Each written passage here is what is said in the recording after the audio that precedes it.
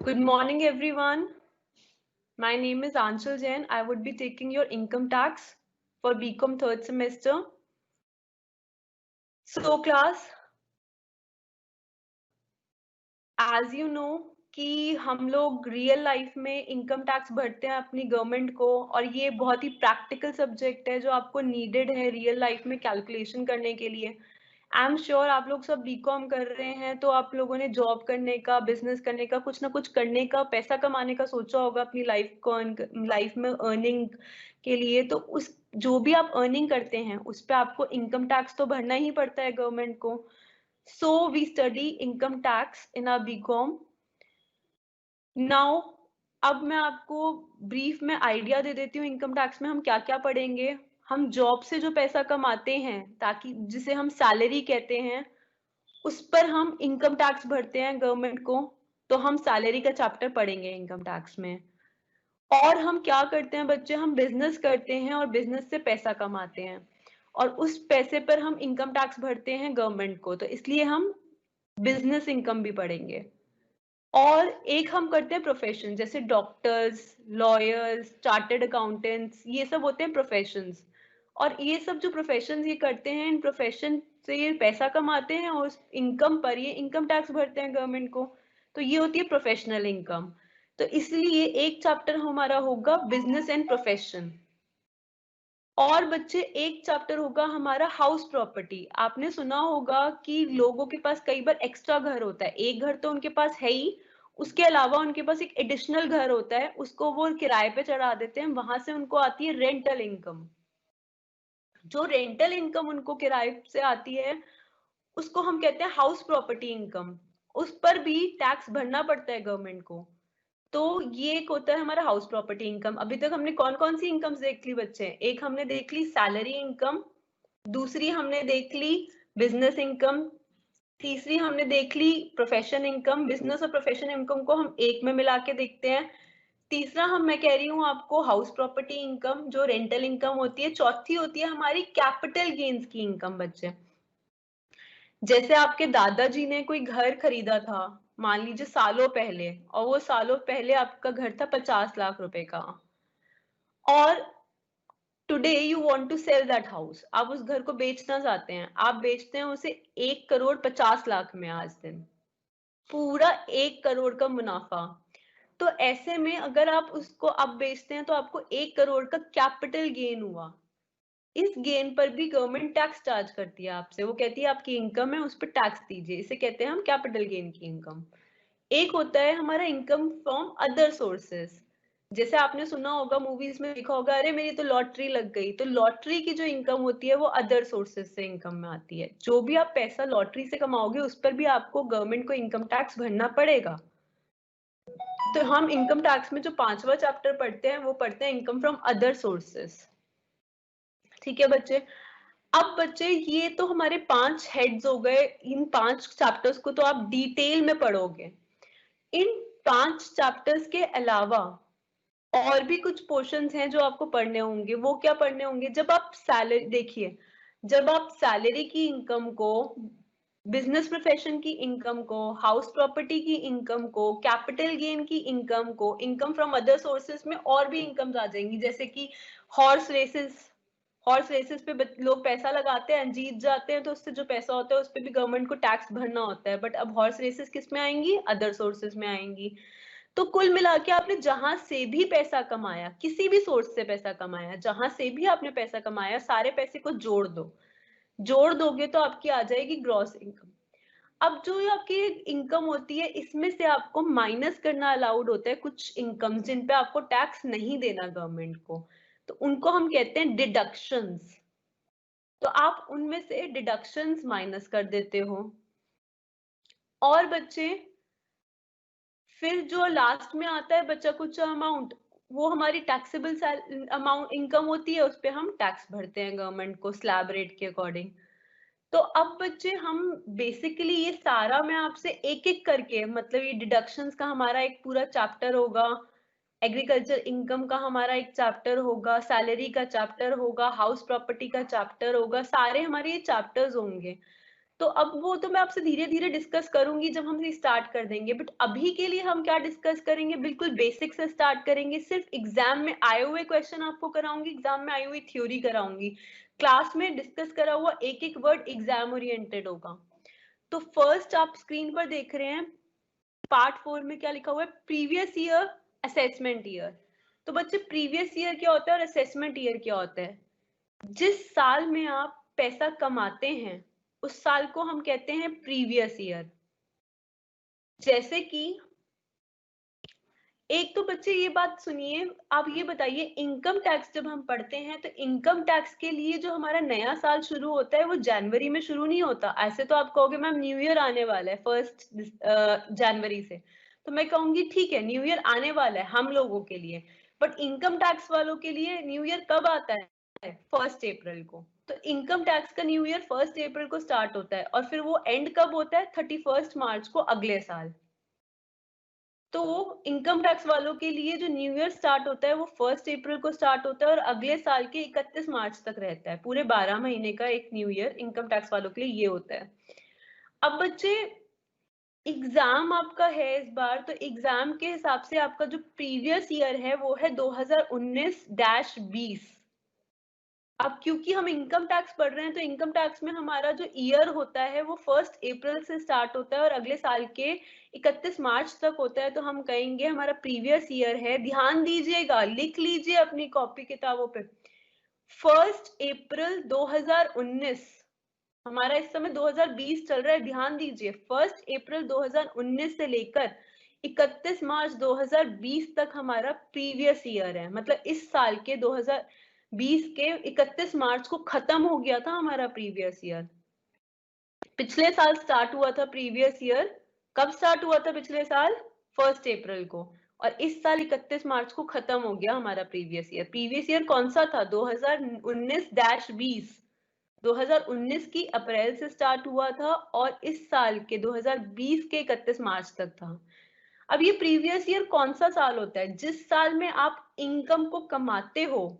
मान लीजिए आपने किराएदार रख रखे हैं, उनसे जो रेंटल इनकम आई, हाउस प्रॉपर्टी इनकम, कौन से साल में? 2019-20 में। मतलब 1 अप्रैल 2019 से लेकर 31 मार्च 2020 के बीच में, पूरे एक साल में जो आपकी किराए की इनकम आई।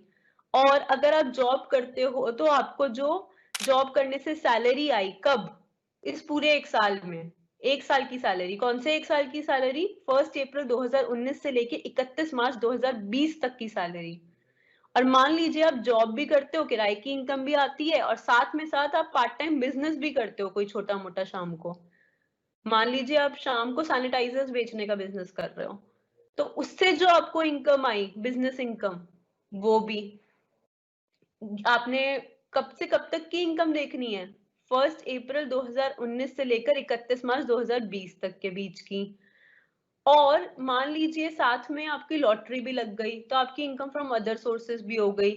तो वो भी आपको लॉटरी की इनकम कौन से साल की दिखानी है? लॉटरी अगर आपकी लगी है 2019-20 के अंदर, मतलब 1 अप्रैल 2019 से लेके 31 मार्च 2020 तक के अंदर, तो वो इंक्लूड होगी।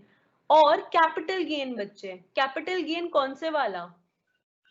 कैपिटल गेन बच्चे, मान लीजिए आपका घर मान लीजिए कि आपने, मैंने जैसे एग्जांपल लिया था आपको कि आपके दादाजी ने 50 लाख का घर खरीदा था, 1.5 करोड़ में आपने आज दिन बेच दिया। आपके दादा ने तो बहुत साल पहले खरीदा था, तो आपको जो 1 करोड़ का मुनाफा हुआ उसको हम कैपिटल गेन कहते हैं। तो ये जो कैपिटल गेन की जो इनकम है वो अगर आपने 2019-20 के बीच में बेचा है आपने ये, तो आपकी कैपिटल गेन की इनकम इस साल की 1 अप्रैल 2019 से लेके 31 मार्च 2020 तक के बीच की इंक्लूड होगी। ये सारी इनकम्स को आप कुल मिला के जोड़ दोगे और इन सारी इनकम्स को मिला के मान लीजिए आपकी जो इनकम निकल के आ रही है वो अच्छी खासी, बहुत मतलब 15-20 करोड़ निकल के आ रही है। उस इनकम पे जो आपको टैक्स भरना है वो उस साल नहीं भरना, उसके अगले साल भरना है। ध्यान से सुनिए, हम पैसा एक साल में कमाते हैं और टैक्स उसके अगले साल भरते हैं। पैसा एक साल में कमाते हैं और उसके अगले साल टैक्स भरते हैं। आप 1 अप्रैल 2019 से लेकर 31 मार्च 2020, जिसे हम प्रीवियस ईयर कहते हैं, उसमें हम पैसा कमाते हैं, किसी भी तरीके से कमाएं, सैलरी से, बिजनेस से, लॉटरी इनकम से, कहीं से भी कमाएं, सारी इनकम्स को जोड़ जाड़ के उन इनकम्स पे टैक्स हम उस साल में नहीं पे करेंगे, उसके अगले साल पे करेंगे। उसका अगला साल शुरू होगा 1 अप्रैल 2020 से लेकर 31 मार्च 2021 तक। जिस साल में हम उस पर टैक्स भरेंगे उसको कहेंगे असेसमेंट ईयर। जिस साल में हम पैसा कमाएंगे उसे कहेंगे प्रीवियस ईयर। रिपीट कर रही हूँ बच्चों, जिस साल में हमने पैसा कमाया, किसी भी सोर्स से कमाया, इनकम टैक्स के लिए साल शुरू होता है 1 अप्रैल को और खत्म होता है 31 मार्च को, तो हमारे एग्जाम के लिए हमारा प्रीवियस ईयर फिक्स्ड रहेगा। क्या रहेगा? 1 अप्रैल 2019 से लेके 31 मार्च 2020 तक हमारा प्रीवियस ईयर रहेगा, हमारे एग्जाम ओरिएंटेड। तो 1 अप्रैल 2019 से लेके 31 मार्च 2020 के बीच में जो भी आप कमाओगे उस पे आप टैक्स कब भरोगे? उसके जस्ट अगले साल। कौन से अगले साल? 1 अप्रैल 2020 से लेके 31 मार्च 2021 तक। जिस साल आप टैक्स भरोगे उसे आप कहेंगे असेसमेंट ईयर, क्योंकि इनकम टैक्स अथॉरिटीज आपको असेस कर रही हैं, तो ये आपका असेसमेंट ईयर है। और उससे पहले वाले साल को हम कहेंगे प्रीवियस ईयर। पहले को प्रीवियस कहते हैं, प्रीवियस ईयर उसमें आपने पैसा कमाया। जिस साल में पैसा कमाते हैं उसके अगले साल टैक्स भरते हैं। असेसमेंट ईयर का मतलब क्या कहता है? ये कहता है assessment year means the period of 12 months commencing on date first date of April of every year. एक और बात बच्चे, प्रीवियस ईयर को हम फाइनेंशियल ईयर भी कहते हैं। आई रिपीट, प्रीवियस ईयर को हम फाइनेंशियल ईयर भी कहते हैं। पैसा कमाते हैं प्रीवियस ईयर में और उस पर टैक्स भरते हैं असेसमेंट ईयर में। फॉर एग्जाम्पल, अगर आप लोगों के मम्मी पापा कोई जॉब में हैं, तो आपके मम्मी पापा ने जो 1 अप्रैल 2019 से लेके 31 मार्च 2020 तक पैसा कमाया, उस पैसे पर वो इनकम टैक्स रिटर्न भर के इनकम टैक्स भरेंगे। कौन से साल में? इस साल। कब? 1 अप्रैल 2020 से लेकर 31 मार्च 2021 के बीच में। क्लियर होता है?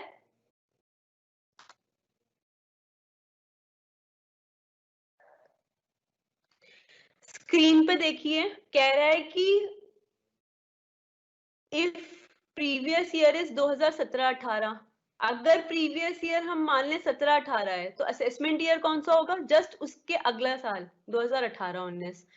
अब कहते हैं प्रीवियस ईयर अगर 2018-19 है तो असेसमेंट ईयर कौन सा होगा? कहेगा उसके जस्ट अगला साल 2019-20। और कहता है कि अगर फाइनेंशियल ईयर 2019-20 है, फाइनेंशियल ईयर का मतलब क्या बताया है? फाइनेंशियल ईयर का मतलब होता है प्रीवियस ईयर। तो अगर प्रीवियस ईयर 2019-20 है तो असेसमेंट ईयर क्या होगा? 2020-21। आपके एग्जाम के पॉइंट ऑफ व्यू से आपका प्रीवियस ईयर 2019-20 है, फिक्स यही रहेगा, और आपका असेसमेंट ईयर 2020-21 है, यही फिक्स रहेगा। नाउ बच्चे, प्रीवियस ईयर का मतलब मैंने आपको बताया, जो 1 अप्रैल 2019 से लेके 31 मार्च 2020 तक का ईयर होता है जिसमें हम पैसे कमाते हैं।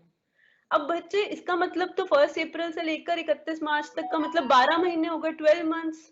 तो क्या जरूरी है प्रीवियस ईयर हमेशा 12 मंथ्स का होगा? तो कहता है कि नहीं, जरूरी नहीं है कि प्रीवियस ईयर 12 मंथ्स का ही हो। वैसे ज्यादातर केसेस में प्रीवियस ईयर 12 मंथ्स का ही होगा, एक साल का ही होगा, बट कुछ रेयर केसेस हैं जिसमें जो आपका प्रीवियस ईयर है वो 12 महीनों से कम का हो सकता है। कौन से रेयर केसेस हैं जिसमें आपका जो प्रीवियस ईयर है वो लेस देन 12 मंथ्स का हो सकता है? ये कहता है कि अगर आपका न्यूली सेटअप बिजनेस है, आपने नया नया बिजनेस को चालू किया है, तो ऐसे केस में आपका न्यूली सेटअप बिजनेस के केस में प्रीवियस ईयर 12 महीने से कम का हो सकता है। ऐसा हो सकता है ना कि मान लीजिए मैंने अप्रैल 2019 को तो बिजनेस चालू किया ही नहीं था, मैंने तो बिजनेस ही चालू अपना दिसंबर में किया था। 1 दिसंबर 2019 को मैंने बिजनेस चालू किया। रिपीट कर रही हूँ, मैंने अपना मान लो बिजनेस चालू किया 1 दिसंबर 2019 को, और 31 मार्च 2020 को तो खत्म ही हो गया प्रीवियस ईयर। तो प्रीवियस ईयर तो 4 महीने ही रह गए, दिसंबर, जनवरी, फरवरी, मार्च। बाकी के मंथ्स तो मैंने बिजनेस चालू किया ही नहीं था, तो मेरे को जब मैं अपनी इनकम दिखाऊंगी तो वो मेरे लिए प्रीवियस ईयर सिर्फ 4 महीने का कंसिस्ट करेगा। या मान लीजिए मैंने कोई नया प्रोफेशन सेटअप किया है, मान लीजिए मैं लॉयर बनी हूँ और मैंने लॉयर की प्रैक्टिस शुरू करी है, अपनी ऑफिस खोलकर बैठी हूँ, मेरे पास क्लाइंट्स आते हैं, तो मैंने मान लीजिए अपनी लॉयर की प्रैक्टिस 1 दिसंबर को चालू करी है 2019 में। मेरा जो प्रीवियस ईयर था वो 1 अप्रैल 2019 से लेके 31 मार्च 2020 तक का था। बट मैंने ना अप्रैल में लॉ की प्रैक्टिस करी, ना मई में, ना जून में, ना जुलाई में, ना अगस्त में, ना सितंबर में, ना अक्टूबर में, ना नवंबर में। 1 दिसंबर 2019, 1 दिसंबर 2019 को मैंने अपना लॉ का ऑफिस खोला। जब मैंने उस दिन स्टार्ट करा तो मैं दिसंबर में पैसा कमाऊंगी, जनवरी में पैसा कमाऊंगी, फरवरी में पैसा कमाऊंगी और मार्च में, 31 मार्च तक जो मैं पैसा कमाऊंगी, कहने का मतलब 2019-20 जो प्रीवियस ईयर है वो 4 महीने का रह जाएगा। उस 4 महीने जो मैं पैसा कमाऊंगी उस पे टैक्स भरूंगी उसके अगले साल, तो मेरा प्रीवियस ईयर फिर रह गया 4 महीने का। तो कहता है न्यू बिजनेस आप सेटअप करो या न्यू प्रोफेशन सेटअप करो, उस केस में आपका प्रीवियस ईयर 12 महीने से कम का हो जाता है। तीसरा सी केस में क्या बता रहा है स्क्रीन पे बच्चों, in case of a new source of income coming into existence in any particular financial year. किसी फाइनेंशियल ईयर में आपका new source of income exist करने लगता है तो भी हम कहते हैं कि ये तो नया नया आया है, तो यहां से हमारा प्रीवियस ईयर इसका लेस देन 12 मंथ्स हो गया।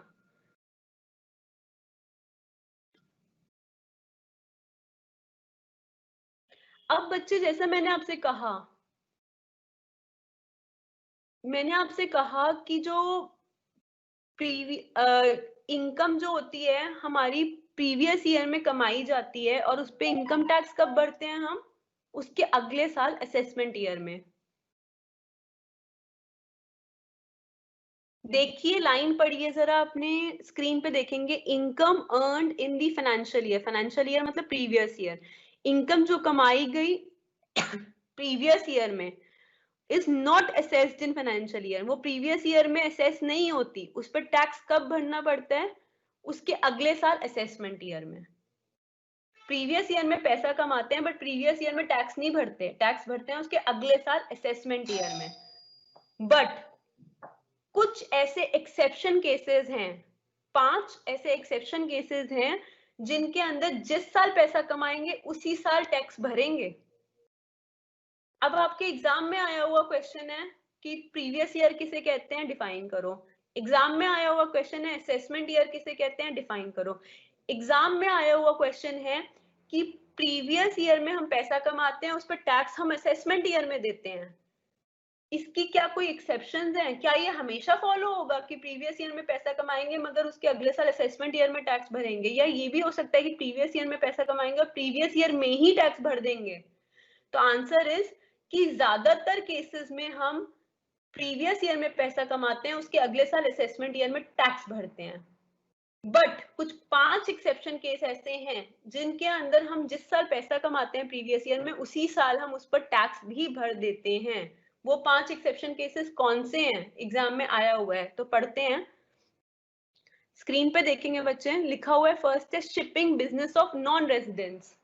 जो आपके नॉन रेजिडेंट्स हैं, जो इंडिया के वासी नहीं है, नॉन रेजिडेंट्स हैं, इंडिया में कम रहते हैं जो लोग या रहते ही नहीं है, जो इंडिया नॉन रेजिडेंट्स हैं, उनका अगर शिपिंग बिजनेस है, शिपिंग बिजनेस मान लीजिए कि वो इंडिया में आए, इंडिया में उन्होंने शिप में लोगों को बिठाया या माल को बिठाया, मतलब कि माल को रखा, कार्गो को रखा, या यहाँ पे से उन्होंने भेड़ बकरियां शिप में रखी और यहाँ से फिर चले गए, मान लीजिए यूएसए चले गए, सिंगापुर चले गए, मलेशिया चले गए, कहीं भी चले गए, अब कुछ नहीं आता पता ये लोग कब वापस आएंगे।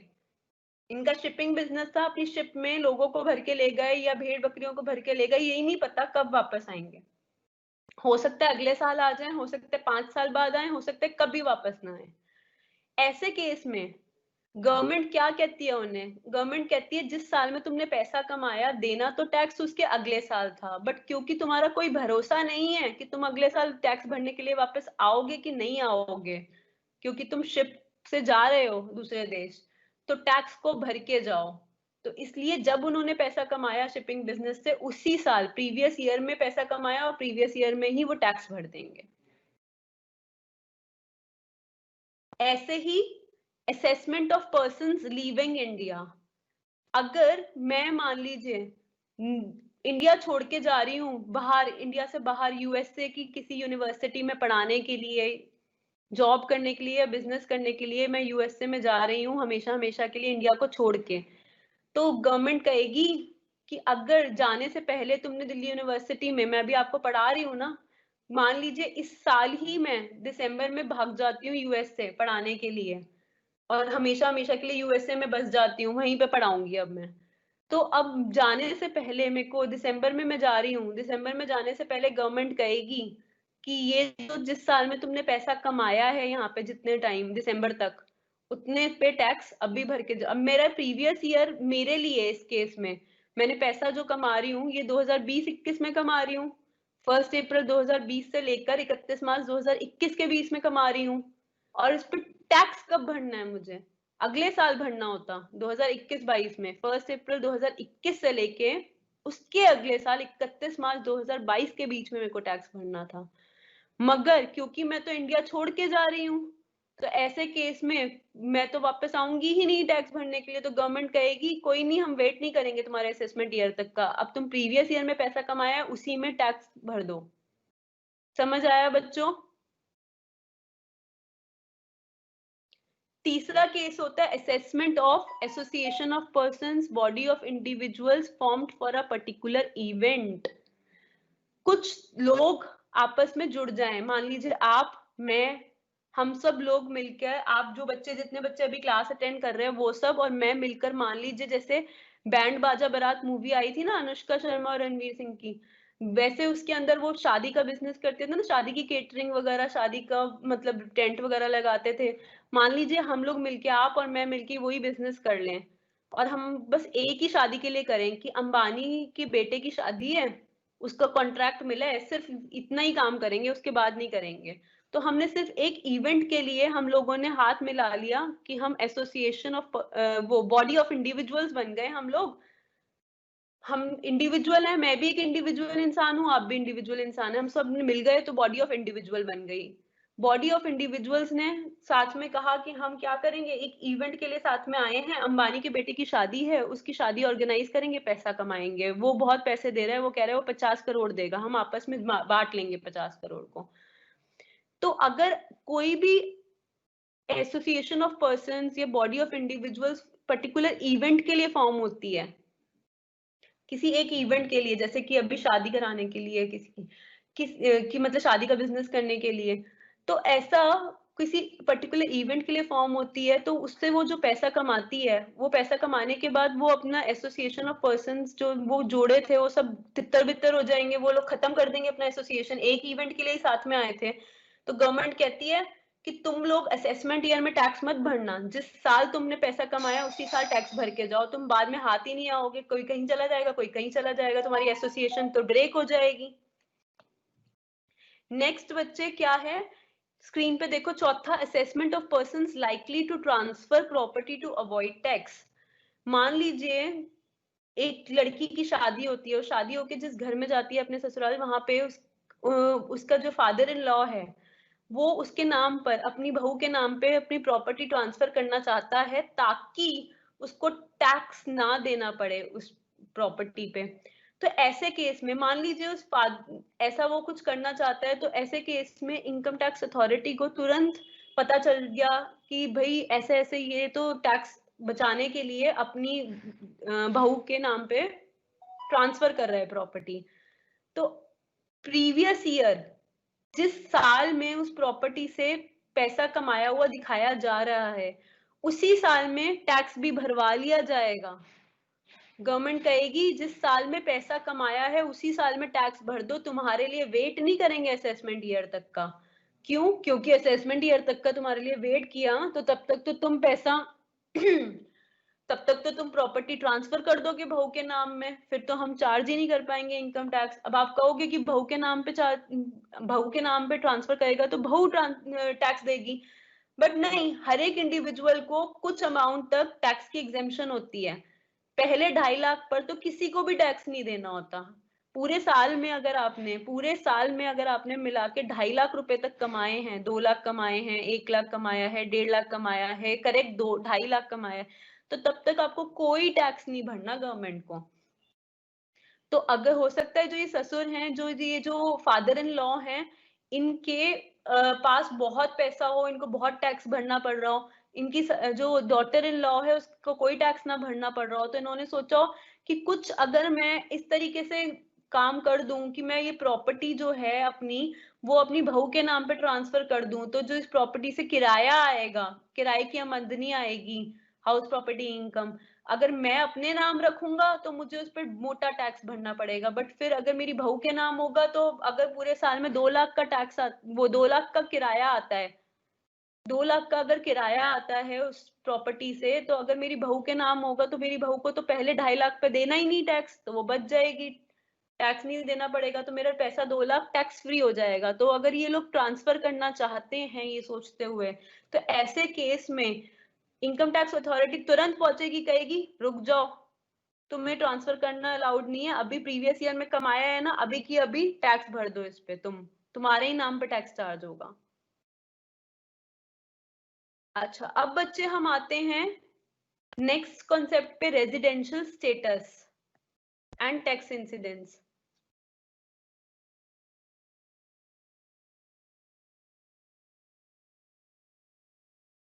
ये आपकी स्लाइड्स आपके लिए अवेलेबल होंगी, आप लोग ये स्लाइड्स अपनी यहाँ पे आपको बता दिया जाएगा कहाँ पर आपकी अवेलेबल है, आप उस अपलोड्स में देख सकते हैं ये स्लाइड्स और वहां से पढ़ सकते हैं। अब residential status of an individual. अच्छा बच्चे एक बात बताइए, रेजिडेंट होने का मतलब और सिटीजन होने का मतलब एक ही बात है या अलग अलग बात है? अलग अलग बात है। अब मैं इंडिया में पैदा हुई, मेरे मम्मी पापा इंडिया के हैं, तो मैं सिटीजन तो बन गई, बट अब मैं रेजिडेंट इंडिया की तब बनूंगी जब साथ साथ मैं ज्यादा से ज्यादा दिन इंडिया में रहती हूँ। रेजिडेंट का मतलब होता है रिजाइड करना। आप कहते हो ना, अरे आप कहाँ के रेजिडेंट हो, मतलब आपका घर कहाँ है, आप कहाँ रहते हो। तो रेजिडेंट होने के लिए रहना बहुत जरूरी है। तो आप जितने ज्यादा से ज्यादा दिन इंडिया में रहोगे, तभी हम बता पाएंगे आप रेजिडेंट हो कि नॉन रेजिडेंट हो।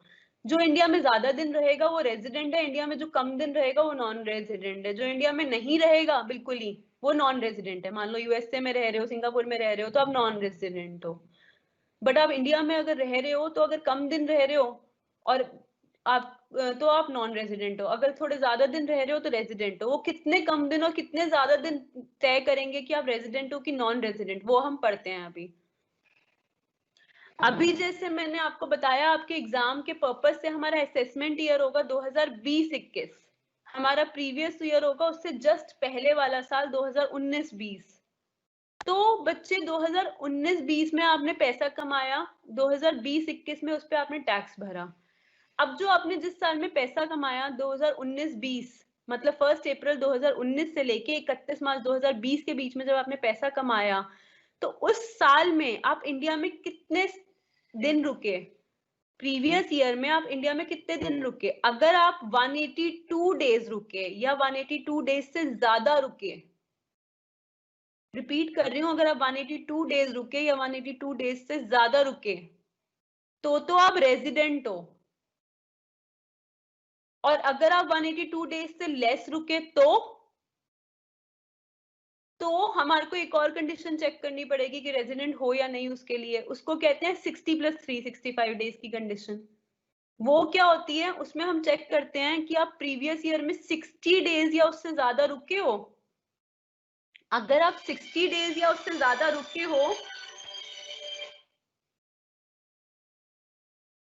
अगर आप 60 डेज और उससे ज्यादा रुके हो प्रीवियस ईयर में, और प्रीवियस ईयर से जस्ट पहले के 4 साल, ध्यान दीजिएगा बच्चे, प्रीवियस ईयर से जस्ट पहले के 4 साल आप 365 डेज और मोर रुके हो, तो आप रेजिडेंट हो, और अदरवाइज आप नॉन रेजिडेंट हो। चलिए मैं ये आपको एग्जांपल से बताऊंगी, क्योंकि थ्योरेटिकली तो समझ ही नहीं आएगा हमें।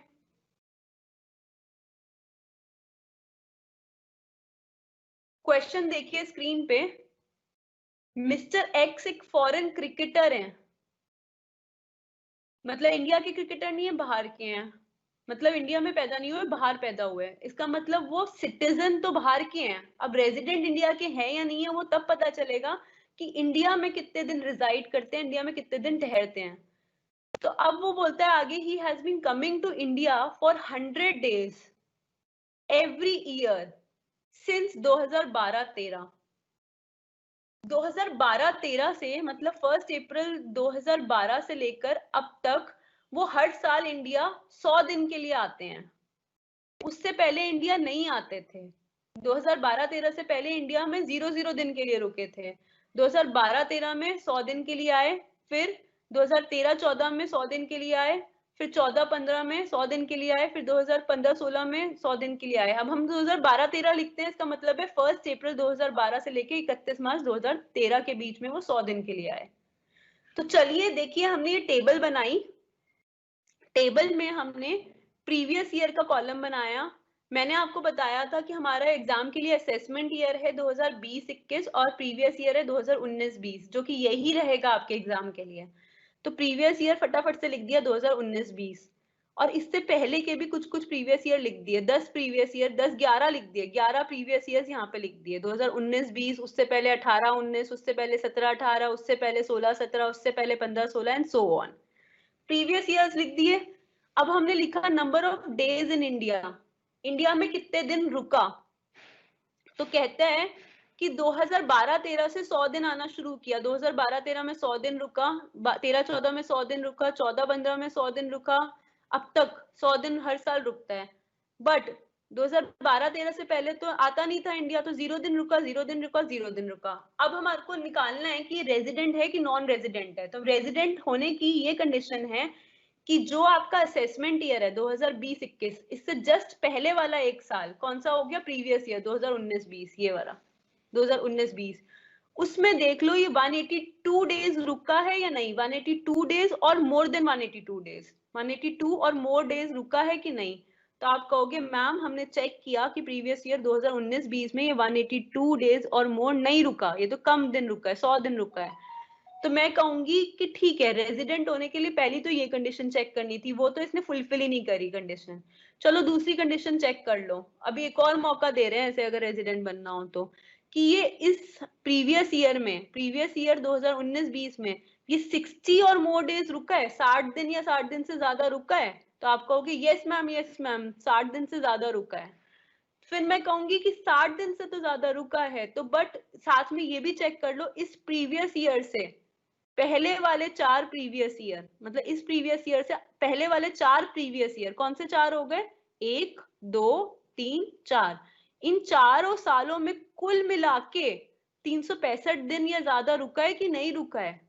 तो आपने कहा कि चलो गिन लेते हैं, 100 100 100 100, कुल मिला के इन 4 प्रीवियस ईयर्स में वो रुका है 400 दिन।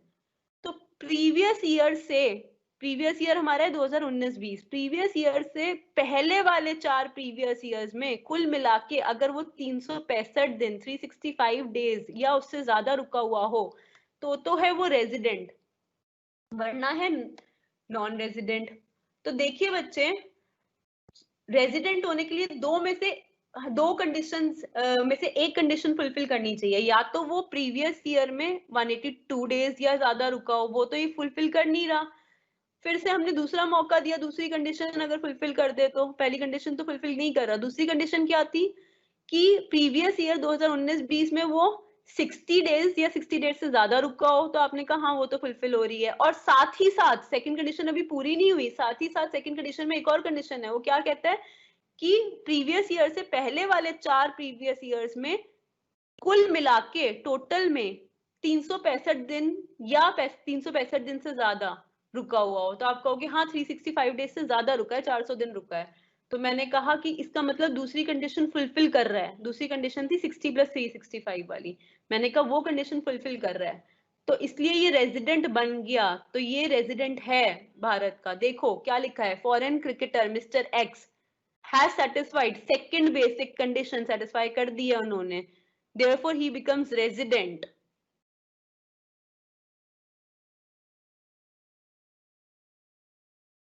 ठीक है बच्चे, तो वो रेजिडेंट बन गया। बट अगर मान लीजिए ना उसने 182 डेज वाली कंडीशन फुलफिल करी ना 60 + 3 65, दोनों में से कोई सी भी एक नहीं करी, तो बन गया नॉन रेजिडेंट। पर दोनों में से कोई एक भी कर दी, या तो 182 डेज वाली या 60 + 3 65 वाली, दोनों में से एक भी कोई फुलफिल कर दी तो बन गया रेजिडेंट। अब बच्चे नेक्स्ट आता है आपका ये वाला पॉइंट, एक्सेप्शनल केसेस आप खुद पढ़ेंगे।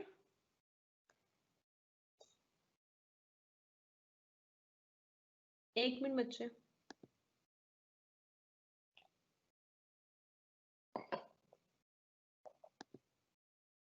हाँ, अब आता है आपका रेजिडेंट। दो तरीके का होता है, एक होता है रेजिडेंट एंड ऑर्डिनरी रेजिडेंट, और एक होता है resident and not ordinary resident.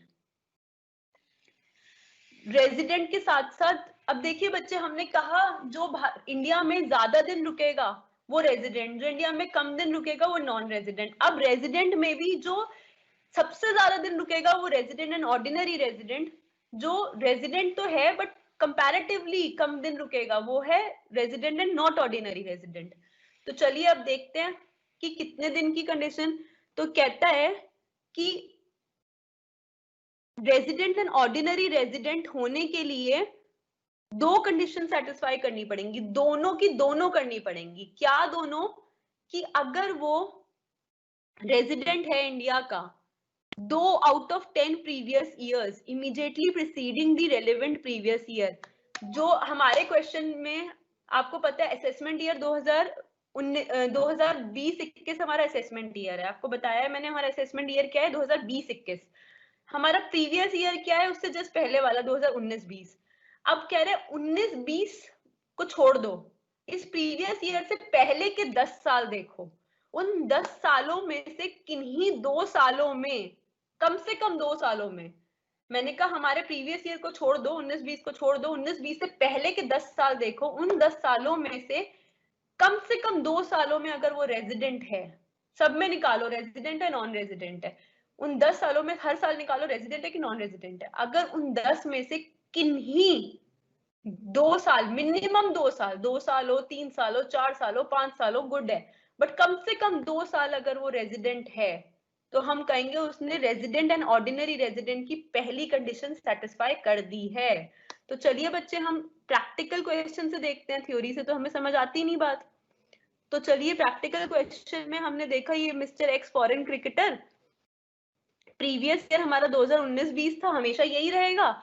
इसमें वो 100 दिन के लिए इंडिया आए, हमने कहा इसको छोड़ दो, इससे पहले के 10 सालों में देखो रेजिडेंट एंड ऑर्डिनरी रेजिडेंट के लिए। तो मैंने कहा ठीक है पहले के 10 साल लिख लेते हैं। पहले के 10 साल मतलब 18-19, 17-18, 16-17, 15-16, 14-15, 12-13, वो 13-14, 12-13, तो मतलब कहने का मतलब 1 2 3 4 5 6 7 8 9 10, 10 साल हमने इसके पहले के लिख लिए।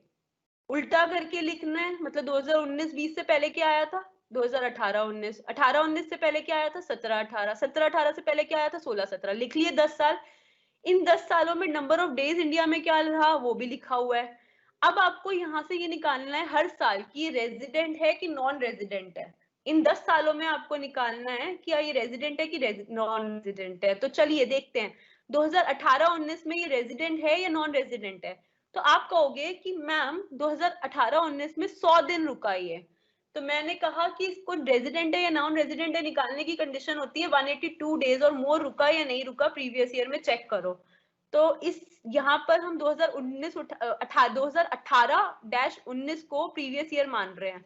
तो इस प्रीवियस ईयर में ये 182 डेज रुका या नहीं रुका, स्क्रीन पे देख के बताओ। तो आप कहोगे मैम नहीं रुका, 100 दिन रुका।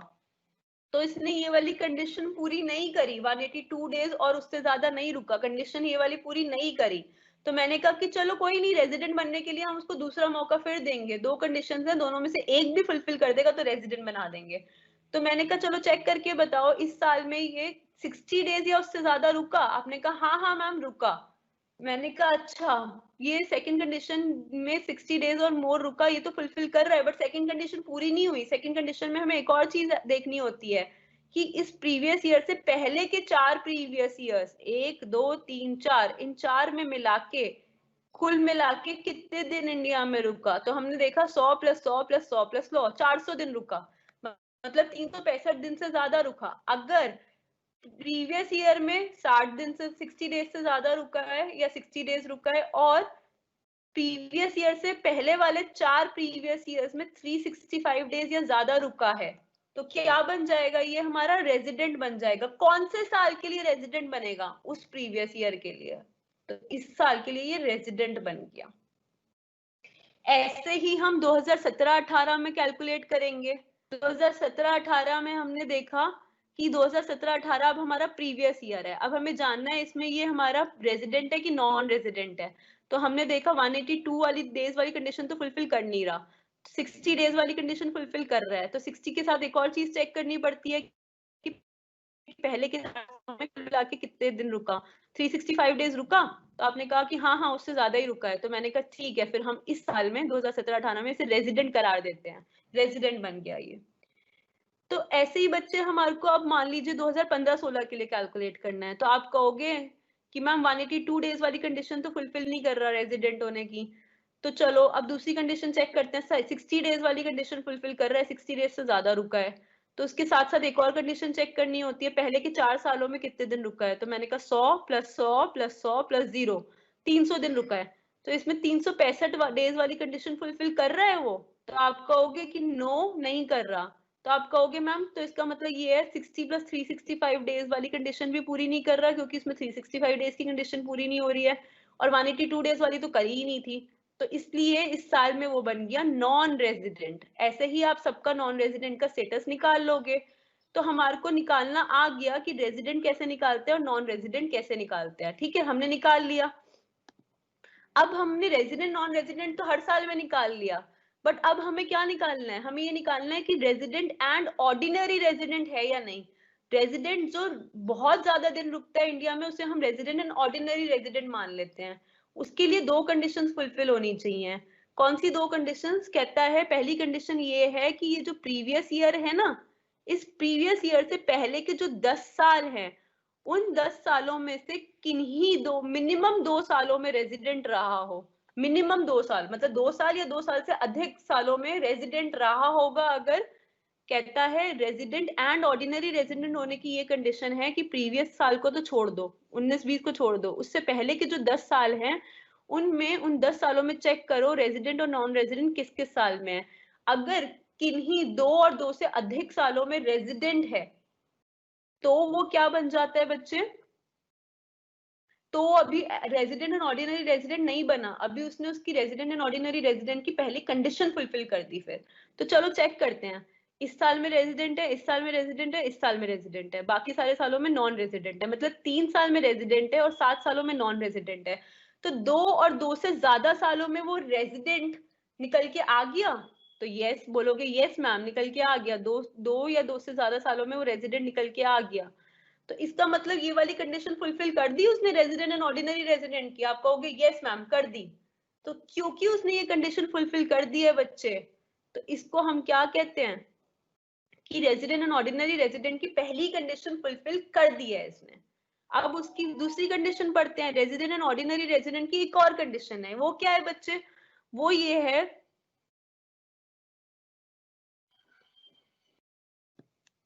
हाँ जी, तो सेकेंड कंडीशन आपकी ये है कि अगर he has been in India for 730 days और more during 7 previous years immediately preceding to the relevant previous year।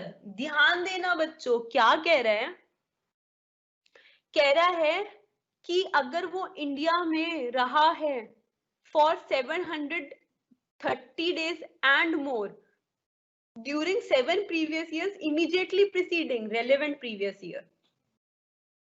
फिर से अपने न्यूमेरिकल क्वेश्चन पे आ रही हूँ, इसी के थ्रू आपको समझाऊंगी। देखिए आपका प्रीवियस ईयर कौन सा था, हमारा असेसमेंट ईयर है 2020-21, एग्जाम के लिए ये ही असेसमेंट ईयर रहेगा।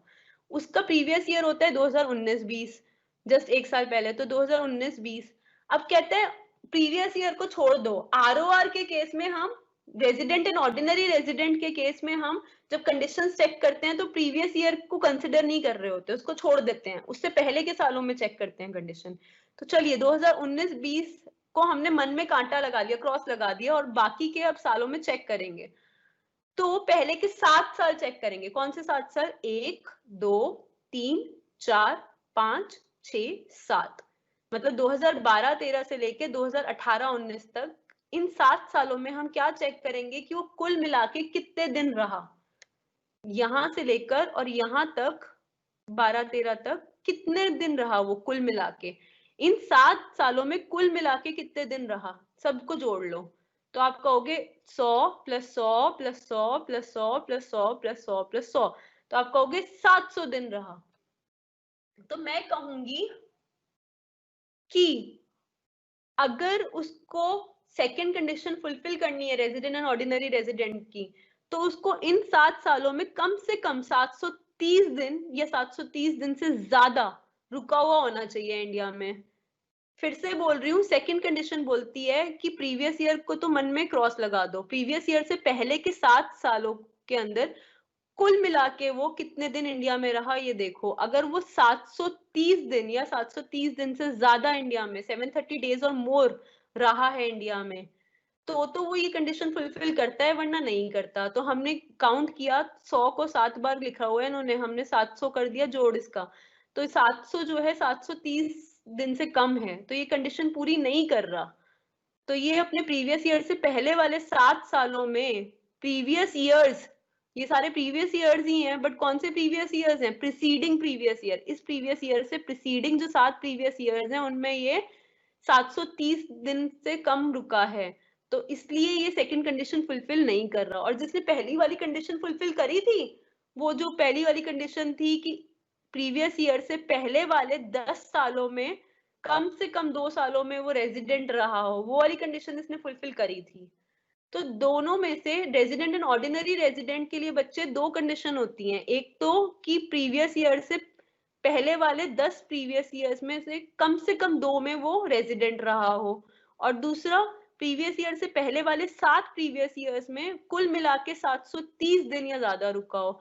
अगर ये दोनों कंडीशंस फुलफिल होती हैं तो वो बन जाता है रेजिडेंट के साथ साथ ऑर्डिनरी रेजिडेंट भी, उसका ओहदा बहुत बड़ा हो जाता है, स्टेटस बहुत बड़ा हो जाता है। रेजिडेंट तो पहले ही था, रेजिडेंट एंड ऑर्डिनरी रेजिडेंट हो गया। बट अगर उन दोनों में से एक ही कंडीशन फुलफिल करता है वो, मतलब कि यहाँ पर उसने ये वाली कंडीशन फुलफिल कर दी, ये नहीं फुलफिल करी, तो वो बन जाता है सिर्फ रेजिडेंट, वो रेजिडेंट के साथ ऑर्डिनरी रेजिडेंट नहीं है। तो वो रेजिडेंट के साथ फिर क्या बन जाएगा? रेजिडेंट के साथ ऑर्डिनरी रेजिडेंट नहीं है, तो इसका मतलब resident and not ordinary resident है। तो देखिए लिखा हुआ है, अगर एक ही कंडीशन फुलफिल करता है दोनों में से तो resident and not ordinary resident है। मान लीजिए दोनों ही कंडीशंस पूरी नहीं करता तो सिर्फ रेजिडेंट है।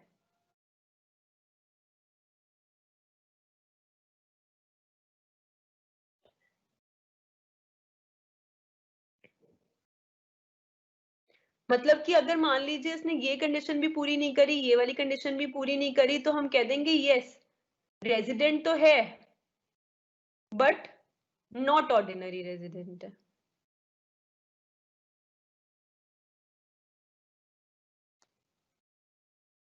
तो बच्चे अब इस केस में उसने कहा था कि रेजिडेंशियल स्टेटस बताओ, ये मिस्टर एक्स जो फॉरेन क्रिकेटर थे, तो हमने पहले तो ये निकाल ही लिया था कि ये हमारा रेजिडेंट है। अब हम साथ में देखा रेजिडेंट एंड ऑर्डिनरी रेजिडेंट की 2 कंडीशंस हमने, ये 730 दिन वाली और 2 आउट ऑफ 10 प्रीवियस ईयर वाली जो देखी, उसमें हमने देखा कि भाई एक कंडीशन फुलफिल कर रहा है, एक नहीं कर रहा, तो इसीलिए रेजिडेंट तो है बट नॉट ऑर्डिनरी रेजिडेंट है। तो देखो क्या लिखता है, कहता है मिस्टर एक्स ने सेटिस्फाई करी है सेकेंड बेसिक कंडीशन, वो रेजिडेंट वाली, तो ये रेजिडेंट तो बन गया। और एडिशनल कंडीशन जो थी, मतलब रेजिडेंट एंड ऑर्डिनरी रेजिडेंट की जो 2 कंडीशंस थी जिनको हम एडिशनल कंडीशन कहते हैं, उनमें से एक को ही सेटिस्फाई किया है, देयरफॉर क्या बना, ये रेजिडेंट तो बना बट नॉट ऑर्डिनरी रेजिडेंट बना। तो बच्चे आपको रेजिडेंशियल स्टेटस निकालना मैंने सिखा दिया। एग्जाम में इस तरीके के क्वेश्चन आते हैं, जिस तरीके का क्वेश्चन आपसे डिस्कस किया है मैंने। अब बच्चे आपके एग्जाम में ये भी आता है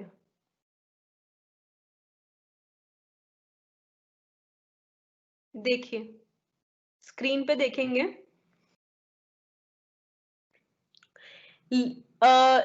देखिए बच्चे अब तक 3 तरीके के रेजिडेंट्स हो गए। एक हो गया रेजिडेंट एंड ऑर्डिनरी रेजिडेंट, एक हो गया resident but not ordinary resident. Resident दो तरीके का है, या तो रेजिडेंट ऑर्डिनरी रेजिडेंट भी है या रेजिडेंट नॉट ऑर्डिनरी रेजिडेंट है। तो एक हो गया रेजिडेंट एंड ऑर्डिनरी रेजिडेंट, दूसरा हो गया resident and not ordinary resident, तीसरा हो गया नॉन रेजिडेंट। तो 3 तरीके के हो गए रेजिडेंट। तो एग्जाम में आया हुआ क्वेश्चन है, अगर मान लीजिए आपको इस तरीके का क्वेश्चन आता है तो आप कैसे करेंगे इसे डील, वो देखते हैं हम। एक मिनट बच्चे। हाँ देखिए, salary accrued and received in India पूछ रहा है, बताओ किस किस को टैक्स देना पड़ेगा। आरओआर का मतलब होता है बच्चे resident and ordinary resident, NOR का मतलब होता है resident and not ordinary resident. Short form में लिखा है रेजिडेंट एंड ऑर्डिनरी रेजिडेंट की शॉर्ट फॉर्म क्या है, रेजिडेंट का आर ले लिया, ऑर्डिनरी का ओ ले लिया, फिर रेजिडेंट का आर ले लिया, तो इसको आरओआर बोल दिया। Resident and not ordinary resident में नॉट का एन ले लिया, ऑर्डिनरी का ओ ले लिया, आर का रेजिडेंट का आर ले लिया, तो नॉट ऑर्डिनरी रेजिडेंट। और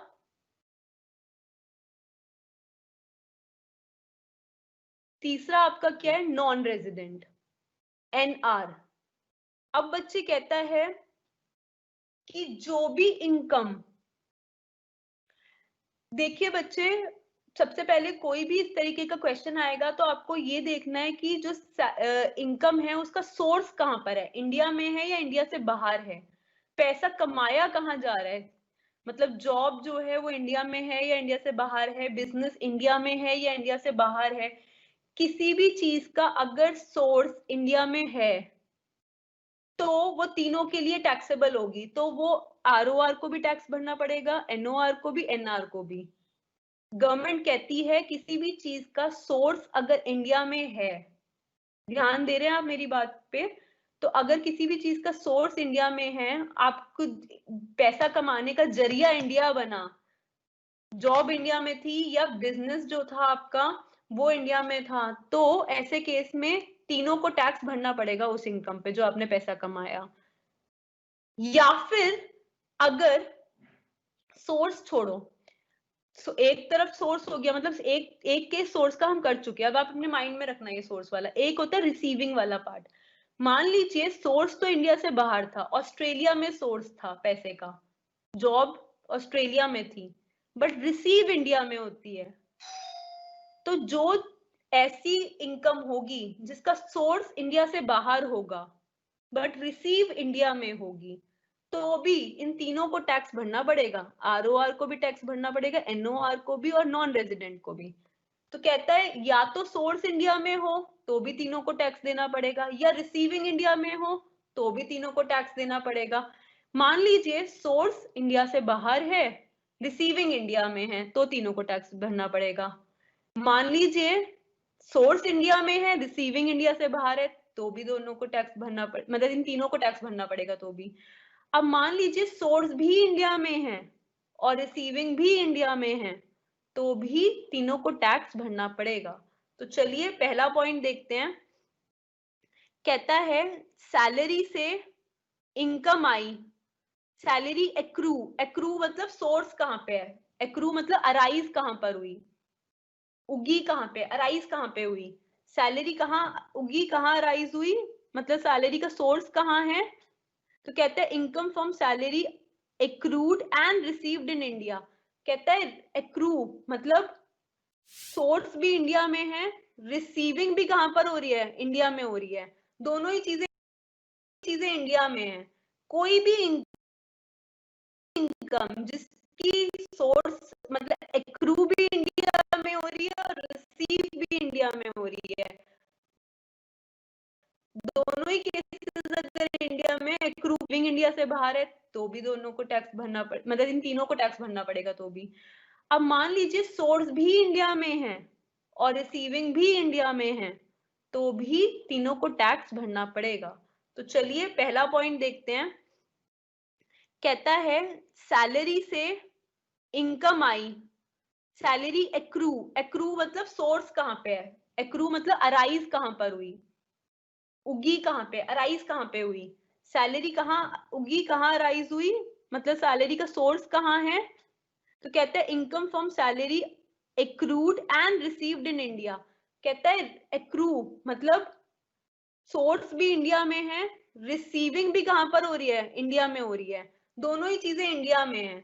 कोई भी इनकम जिसकी सोर्स मतलब एक्रू भी इंडिया में हो रही है और रिसीव भी इंडिया में हो रही है, दोनों ही केसेस अगर इंडिया में, एक्रू का मतलब सोर्स होता है, तो अगर एक्रू भी इंडिया में हो रही है और रिसीव भी इंडिया में हो रही है तो तीनों के लिए टैक्सेबल होगी। तो हमने तीनों के लिए ये इनकम, देखो क्या लिखा हुआ था क्वेश्चन में आपके, salary accrued and received in India 60,000 रुपए। 60,000 की सैलरी ऐसी थी जो इंडिया में ही एक्रू हुई थी, इंडिया में ही रिसीव हुई थी, तो हमने कहा ऐसे केस में ये तीनों के लिए टैक्सेबल होती है। तो हमने 60,000 60,000 60,000 तीनों के लिए टैक्सेबल कर दिया, क्योंकि सोर्स भी इंडिया में था, रिसीविंग भी इंडिया में थी। अब नेक्स्ट है, कहता है profit of a hotel business at Melbourne Australia.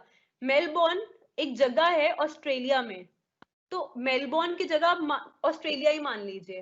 तो कहता है ऑस्ट्रेलिया में एक होटल बिजनेस है, वहां से प्रॉफिट आया, कितना आया, 90,000 रुपए का। पूछ रहा है किसके लिए टैक्सेबल है तीनों में से। अब बच्चे मुझे ये बताओ कि इस बिजनेस का सोर्स कहाँ है। सोर्स इंडिया से बाहर है, राइट, सोर्स इंडिया से बाहर है। रिसीविंग कहाँ हो रही है, लिखा है कहीं पर भी कि इंडिया में रिसीव हुआ है, नहीं, कहीं नहीं लिखा कि इंडिया में रिसीव हुआ है।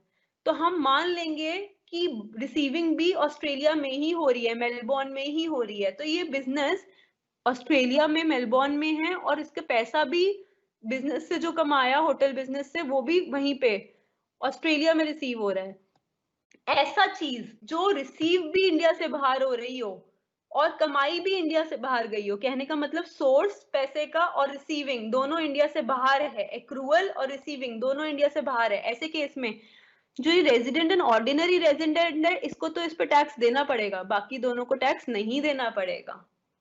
क्योंकि जो रेजिडेंट एंड ऑर्डिनरी रेजिडेंट है ना, इसको ज्यादातर इनकम्स पे टैक्स देना पड़ता है, सब पर तो नहीं बट ज्यादातर इनकम्स पे इसको टैक्स देना ही पड़ता है, ये बेचारा ज्यादातर फंस ही जाता है। नेक्स्ट है आपका C point, dividend declared in Perth but received in India. Perth India से बाहर एक जगह है बच्चों, रिपीट कर रही हूँ, पर्थ इंडिया से बाहर एक जगह है बच्चों, वहां पे एक कंपनी ने डिविडेंड डिक्लेयर किया, तो वो कंपनी इंडिया से बाहर की पर्थ की कंपनी हुई। तो इसका मतलब ये जो पैसा का डिविडेंड का ओरिजिन है, ये पैसे का सोर्स कहाँ है, इंडिया से बाहर पर्थ में सोर्स है, बट रिसीविंग कहाँ पर हो रही है, इंडिया में हो रही है।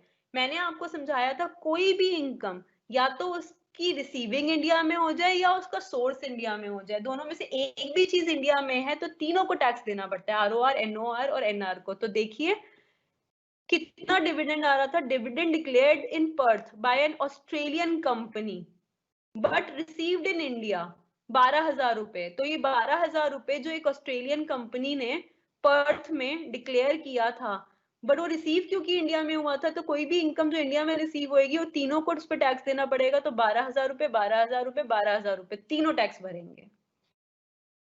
नेक्स्ट बोलता है बच्चे, income from capital gains from transfer of asset situated in India. कहता है इनकम कौन सी वाली इनकम है, कैपिटल गेन की इनकम है। मतलब मान लीजिए कि 1 करोड़ की प्रॉपर्टी को 1.5 करोड़ में बेच दिया गया, 50 लाख का कैपिटल गेन लग गया। तो ये जो कैपिटल गेन की इनकम है वो ट्रांसफर ऑफ एसेट से हुई है, सिचुएटेड इन इंडिया, इंडिया में सिचुएटेड था वो एसेट, जिस लैंड को बेचकर, जिस घर को बेचकर कैपिटल गेन कमाया है वो इंडिया में सिचुएटेड था घर। तो इसका मतलब जो सोर्स ऑफ इनकम है या एक्रूवल जो हो रहा है इंडिया में हो रहा है, पैसे का एक्रूवल इंडिया में हो रहा है, सोर्स ऑफ इनकम इंडिया में है। मैंने बताया था सोर्स इंडिया में है या रिसीविंग इंडिया में है, दोनों में से कोई भी चीज अगर इंडिया में होगी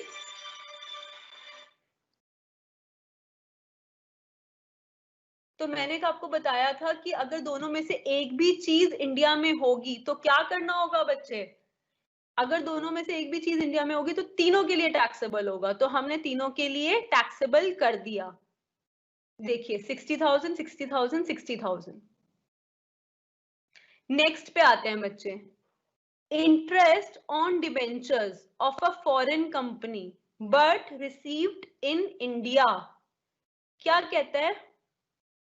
फॉरेन कंपनी है, फॉरेन कंपनी के डिबेंचर्स ले रखे हैं, उन डिबेंचर्स पे इंटरेस्ट आ रहा है, तो बताओ इनकम का सोर्स कहां पर है, एक्रूअल कहां पर है, एक्रू कहां हो रही है?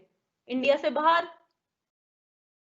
और रिसीविंग कहां पर हो रही है इस इंटरेस्ट की? इंडिया में। मैंने कहा था इनकम कोई सी भी अगर या तो रिसीव इंडिया में हो जाए या उसका सोर्स इंडिया में हो, दोनों में से एक भी चीज इंडिया में है तो तीनों के लिए टैक्सेबल होगी। अब ये क्योंकि रिसीविंग इंडिया में हो रही है, सोर्स इंडिया से बाहर है, तो ये तीनों के लिए टैक्सेबल होगी। 18,000, 18,000, 18,000। 18,000 की अमाउंट कहां से आई? यहाँ पे देखा 18,000 की इंटरेस्ट ऑन डिबेंचर कितना दे रखा है? 18,000। नेक्स्ट बच्चे, interest received from a non-resident on loan provided to him for a business carried on in India। क्या कह रहे हैं बच्चे? इंटरेस्ट रिसीव हुआ, किसने रिसीव किया है? From a non resident on loan provided to him for a business carried on in India.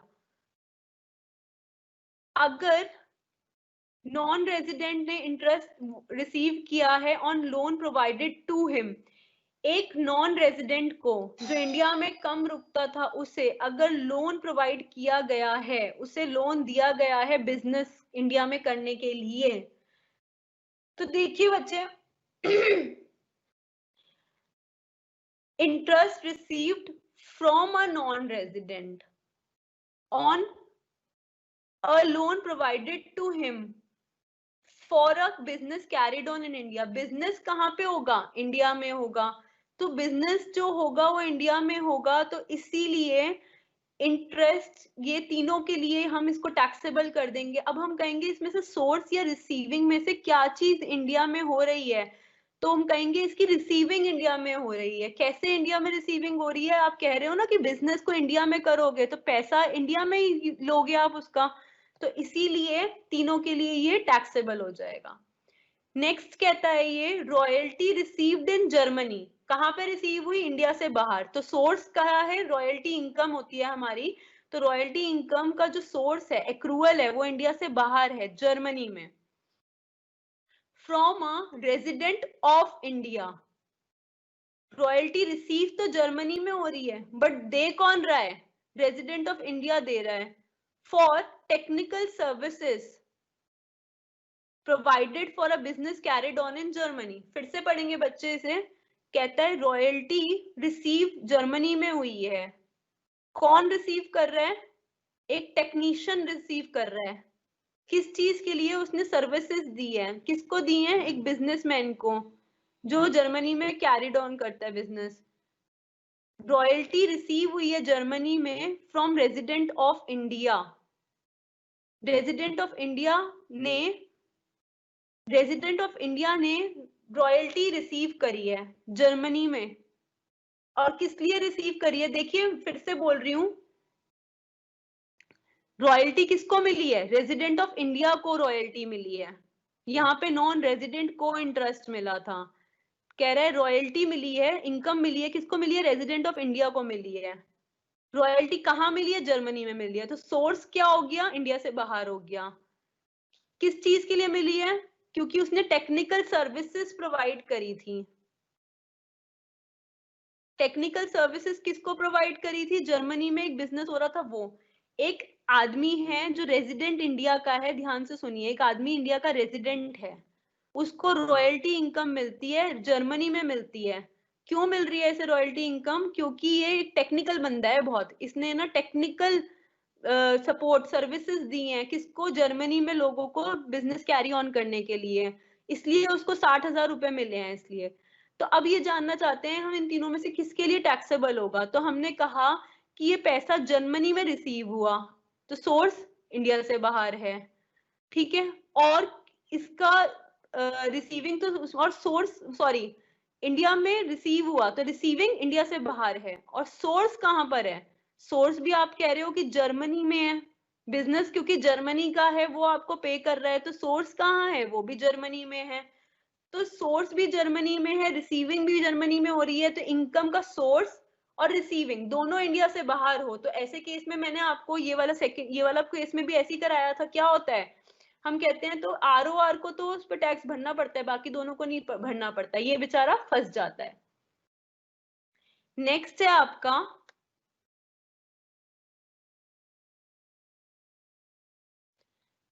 Fees from an Indian company carrying business at London for technical services. ये हमारा last point है बच्चे, patience lose मत करिए, class खत्म ही हो रही है।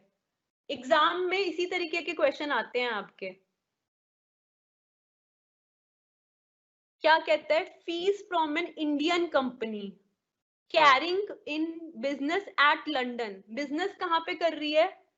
कंपनी तो इंडियन है, उसने फीस पे करी है, वो कंपनी बिजनेस कहां पे करी है? लंदन में। For technical services rendered at London directly deposited in a bank account in India. ध्यान से पढ़ेंगे बच्चे, फीस रिसीव हुई है, फीस रिसीव हुई है, किसको मिली है बच्चे फीस? देखो, मिस्टर एक्स को फीस मिली है, मिस्टर एक्स को फीस मिली, किसने पे करी? इंडियन कंपनी ने पे करी। किस लिए पे करी? Carrying on business in London for technical services.